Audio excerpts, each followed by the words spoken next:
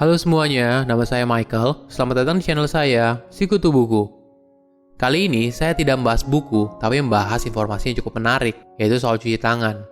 Sejak pandemi COVID-19 atau virus corona, kita diingatkan kembali soal pentingnya cuci tangan. Hal yang terlihat sederhana seperti cuci tangan, ternyata mampu menyelamatkan kita dan orang sekitar dari penyakit menular. Kita disarankan untuk mencuci tangan selama 20 detik dengan air dan sabun. Tapi di zaman dulu, cuci tangan bukan merupakan hal yang umum di dunia kedokteran. Bahkan seorang dokter kehilangan karirnya karena berusaha untuk mengedukasi rekan sejawatnya soal pentingnya cuci tangan. Semua dimulai di Eropa pada tahun 1840-an. Banyak ibu yang baru melahirkan mengalami penyakit yang dikenal sebagai demam puerperal atau infeksi postpartum. Jadi ini merupakan infeksi bakteri yang menyerang saluran reproduksi perempuan setelah terjadinya kelahiran atau keguguran.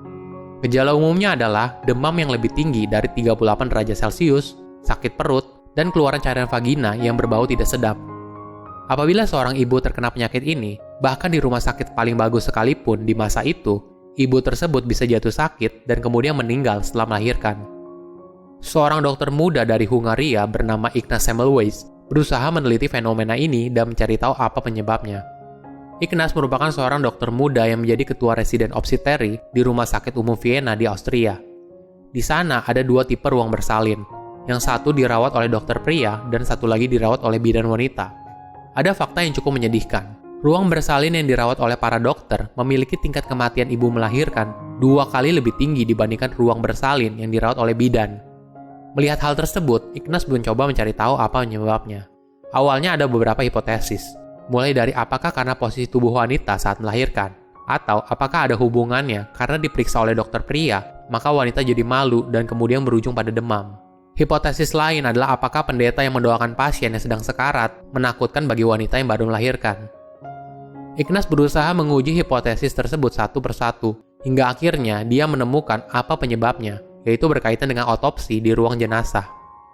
Jadi ada rutinitas yang dilakukan oleh dokter pada masa itu. Di pagi hari, dokter akan mengobservasi dan membantu anak didiknya dengan otopsi sebagai bagian dari pelatihan kedokteran. Kemudian di siang hari, dokter dan anak didiknya akan bekerja di ruang bersalin untuk mengecek pasien dan membantunya melahirkan. Sedangkan bidan tidak melakukan otopsi dan hanya bekerja di ruang bersalin. Ignaz kemudian berhipotesa, ada partikel dari mayat yang ditularkan dari dokter ke ibu yang baru melahirkan. Di masa depan, kita akan tahu kalau partikel itu adalah bakteri. Namun di masa itu, kita belum tahu apa partikel itu. Pada masa itu, dokter tidak harus cuci tangan ketika berpindah ruang perawatan seperti sekarang. Jadi, pasien wanita menjadi terinfeksi dari partikel itu dan kemudian mereka demam. Ignaz selalu mengharuskan semua dokter untuk mencuci tangannya terlebih dahulu, sehabis otopsi dan sebelum merawat ibu yang melahirkan. Tenaga kesehatan sangat sering mengalami kontak dengan mayat, maka sabun biasa tidak cukup untuk menghilangkan semua partikel tersebut. Hal ini terbukti dari tangan dokter yang masih berbau sehabis otopsi. Ignaz selalu memperkenalkan cara mencuci tangan dengan menggunakan larutan klorin. Larutan itu terbukti ampuh dalam menghilangkan bau tidak sedap sehabis otopsi dan semoga juga bisa menghilangkan partikelnya. Ketika para dokter melakukan cara tersebut, tingkat kematian dari ruang bersalin yang dirawat oleh dokter langsung jauh menurun. Karena berhasil, Ignaz selalu mempresentasikan hasil temuannya ke komunitas dokter. Sayangnya, temuannya dianggap spekulatif dan dipertanyakan dalam hal sains dan logika berpikirnya. Banyak sejarawan berpendapat, penolakan ini karena para dokter merasa seakan-akan mereka disalahkan atas kematian para ibu yang melahirkan. Penolakan yang begitu kuat membuat Ignaz kemudian berhenti bekerja di Rumah Sakit Umum Vienna. Hingga akhir hayatnya, Ignaz tidak pernah mendapatkan penghargaan atas jasanya. Pada tahun 1861, Louis Pasteur kemudian mempublikasikan risetnya tentang bakteri yang mengubah bagaimana cara dokter merawat pasien. Dokter bedah kemudian menjadi rutin membersihkan tangannya sebelum merawat pasien lain.